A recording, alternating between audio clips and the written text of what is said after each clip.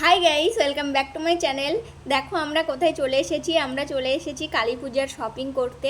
দুর্গা পূজার শপিং আমাদের এখনও হয়নি, আর আমরা কালী পূজার শপিং করতে চলে এসেছি।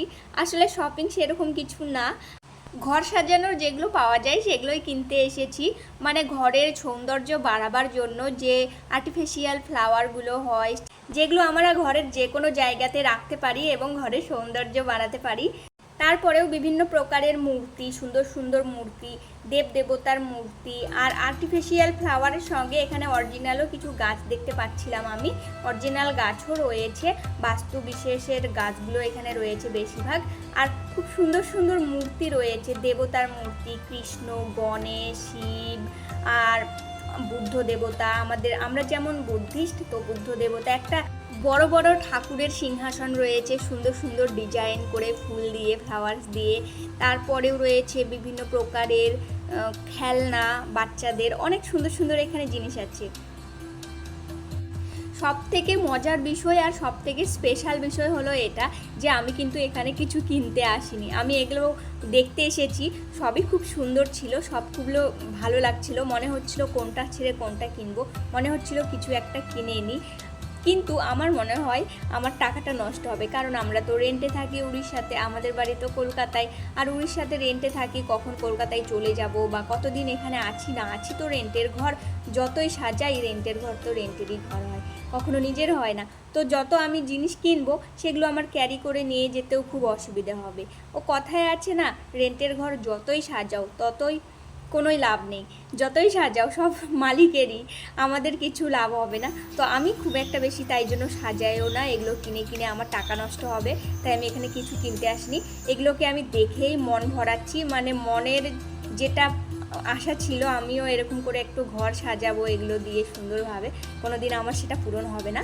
যাই হোক, মন থেকেই আমি এগুলোকে মানে ফিলিংস নিচ্ছি এগুলোর, কিন্তু আমার আশাটা পূরণ হবে না। আমি এভাবে সুন্দর করে ঘর সাজাবো।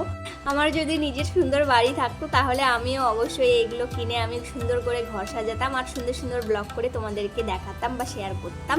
যাই হোক, এখানে কিন্তু অরিজিনাল ফুলও রয়েছে, অরিজিনাল বহুত ফুল রয়েছে, যেমন গোলাপ ফুল, অনেক ফুল রয়েছে, পাতা রয়েছে সুন্দর সুন্দর। সব কিছুই আমার এখানে ভালো লাগছিল। আর আমি কিন্তু এখানে আর বেশি কথা বলবো না, কারণ বেশি কথা বললে ভিডিওটা বোরিং লাগবে। তো এখানে আমি মিউজিক দিয়ে ভিডিওটা করে দিচ্ছি, তোমরা ফুল ভিডিওটা ওয়াচ করো।